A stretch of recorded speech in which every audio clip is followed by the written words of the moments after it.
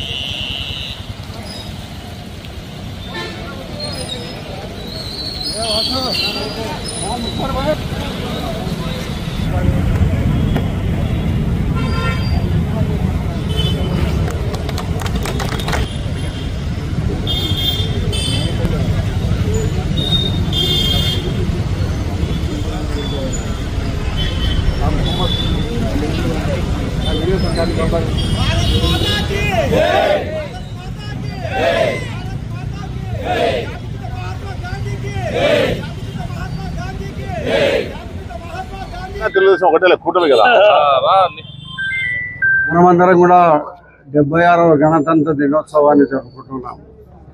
ఇది పూర్వం బ్రిటిష్ పాలకులు 200 సంవత్సరాలు భారతదేశాన్ని నిరాఘాటంగా పరిపాలించిన సందర్భంలో మన భారతీయులందరూ కూడా వేరే దేశస్తులు మన దేశాన్ని పాలించుకోవడం అనేది కరెక్ట్ కాదు. మన దేశాన్ని మనమే పాలించుకోగల సత్తా మాకుంది. కాబట్టి బ్రిటిష్ వాళ్ళను దేశాన్ని వదిలిపెట్టి పొమ్మని చెప్పి పూర్వం నుంచి మొదటి నుంచి ధర్నాలు ఉద్యమాలు చేయడం జరిగింది.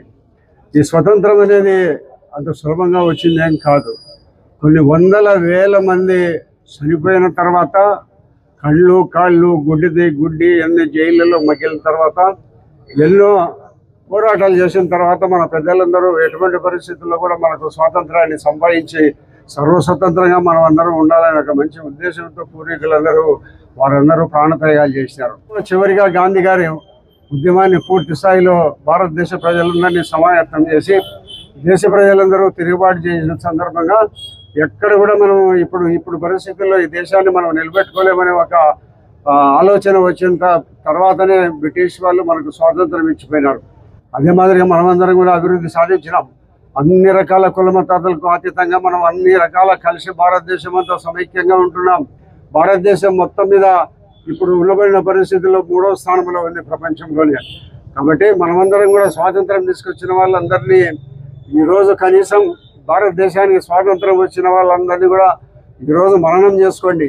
భారతదేశానికి స్వాతంత్రం తీసుకొచ్చిన పెద్దలందరినీ మనసులో ఈరోజు ఇంత గొప్ప స్వాతంత్రాన్ని తెచ్చి మాకు స్వాతంత్రం అందించి స్వేచ్ఛగా జీవించగలుగుతున్నాం, స్వేచ్ఛగా వ్యాపారాలు చేసుకోగలుగుతున్నాం, స్వేచ్ఛగా మాట్లాడగలుగుతున్నామనే స్వాతంత్రం తెచ్చిన పెద్దలందరికీ కూడా మనము హృదయపూర్వకంగా వాళ్ళను స్మరించుకుంటూ నిరంతరము దేశ స్వాతంత్రం కోసం పాటుపడిన వాళ్ళను ప్రతిరోజు ఒకసారి మననం చేసుకోండి. ఈరోజు ఇక్కడ సైనికులు కూడా మిలిటరీలో ఉండి కొంతకాలం పనిచేసిన తర్వాత రిటైర్మెంట్ తీసుకొని వచ్చిన వాళ్ళందరూ కూడా ఎక్కువగా వచ్చినారు.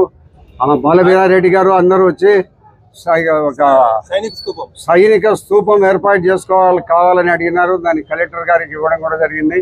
సైనిక స్తూపం త్వరలోనే స్థలం ఏర్పాటు చేసి వాళ్ళకి చెప్పి సైనిక స్తూపాన్ని కూడా ఈ స్వాతంత్రాన్ని తీసుకొచ్చిన వ్యక్తులందరినీ మననం చేసుకొని గౌరవించి దేశాన్ని ఆర్థికంగా బలోపేతం చేసేదానికి మన వంతు సహాయ సహకారాలు ప్రతి వ్యక్తి అందించాలని కోరుకుంటూ 76వ గణతంత్ర దినోత్సవం సందర్భంగా అందరికీ శుభాకాంక్షలు తెలియజేస్తున్నాం. ఈరోజు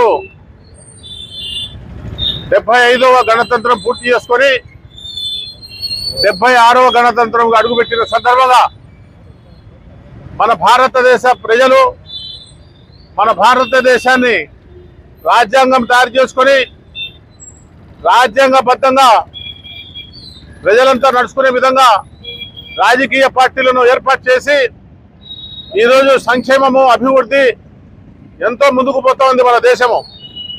కాబట్టి మనం అందరము మన దేశాన్ని గౌరవిస్తూ మన భావాలను ఒకరికొకరు గౌరవించుకుంటూ మన భారతదేశ చట్టాలను మన భారతదేశ రాజ్యాంగాన్ని ఒక దైవ సమానంగా పూజించుకుంటూ మనం భారతదేశంలో పుట్టిన దానికి గర్వపడుతూ మనం జీవించే విధంగా మనం ముందుకు పోవాలని చెప్పి నేను ఈ సందర్భంగా తెలియజేసుకుంటున్నాను.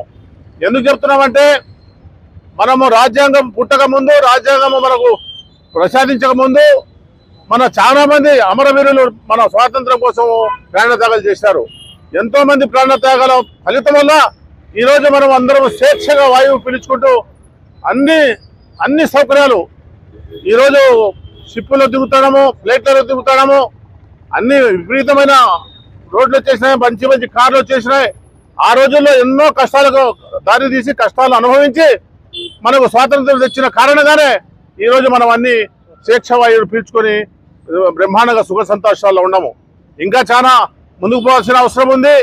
ఈరోజు రాష్ట్ర ముఖ్యమంత్రి చంద్రబాబు నాయుడు గారు మన రాష్ట్రాన్ని భారతదేశంలోనే అధిగమించి ఎన్నో సౌకర్యాలుగా ఎంతో ముందుకు తీసుకుని పోయే విధంగా మన రాష్ట్రంలో నిరుద్యోగ సమస్య తీర్చే విధంగా అడుగులు ముందుకు వేస్తూ నవ యువకుడు నారా లోకేష్ బాబు గారు ఆయన ఆధ్వర్యంలో 20 లక్షల ఉద్యోగాలు ఇస్తామని వాగ్దానం చేయడం జరిగింది ఎలక్షన్లో. అదేవిధంగా వాళ్ళు ఇండస్ట్రీ డెవలప్మెంట్ అయితేనేమి, సాఫ్ట్వేర్ డెవలప్మెంట్ అయితేనేమి, నిరుద్యోగులకంతా ఉద్యోగాల అవకాశాలు కల్పించి అందరూ బాగుండాలనే ఆలోచనతో రాజకీయ పార్టీలు పనిచేస్తున్నాయి. మన చంద్రబాబు నాయుడు గారు, మన లోకేష్ బాబు గారు, మన ప్రభుత్వము చాలా కష్టపడి పనిచేస్తూ ఉంది. కాబట్టి మనం అందరం కూడా మన సాయశక్తుల మన ఊళ్ళలో, మన జిల్లాల్లో, మన రాష్ట్రాల్లో అందరం కష్టపడి పనిచేసే విధంగా ముందుకు పోవాలని చెప్పి తెలియజేసుకుంటూ ఈ అవకాశం ఇచ్చిన మీ అందరికీ నమస్కారం చేసుకుంటూ